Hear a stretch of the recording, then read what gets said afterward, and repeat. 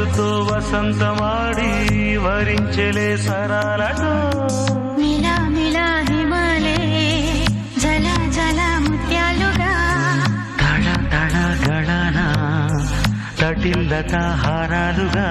చేతులు తాకిన కొండలకి చలనము వచ్చనులే